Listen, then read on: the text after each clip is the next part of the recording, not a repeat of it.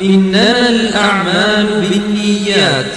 عن أمير المؤمنين أبي حفص عمر بن الخطاب رضي الله عنه قال: سمعت رسول الله صلى الله عليه وسلم يقول: